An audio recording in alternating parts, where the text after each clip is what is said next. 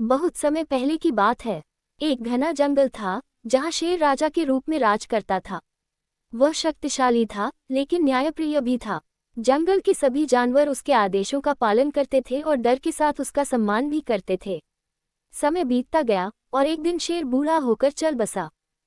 कोई भी किसी और के शासन में नहीं रहना चाहता था।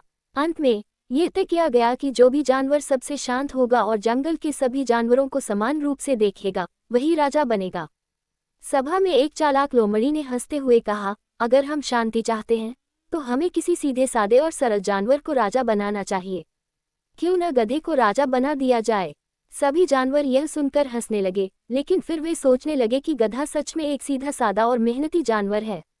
वह किसी को नुकसान नहीं पहुंचाता, नहीं लड़ाई झगड़ा करता है। आखिरकार गधे को जंगल का राजा बना दिया गया। गधा राजा बनते ही बहुत गर्व महसूस करने लगा।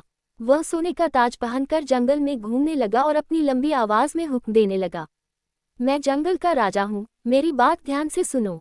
लेकिन उसकी अजीब हरकतें देखकर जानवरों को जल्द ही एहसास हो गया कि उन्होंने गलती कर दी है। गधा अक्सर बिना सोचे समझे निर्णय लेता।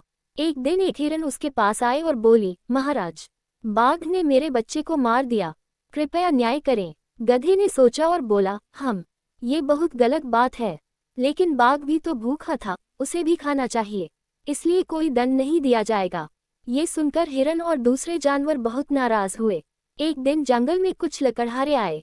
उन्होंने गधे को देखा और सोचा कि यह कोई जंगली जानवर नहीं है। उन्होंने उसे पकड़ लिया और अपने साथ ले गए। जंगल के सभी जानवर खड़े देखते रह गए।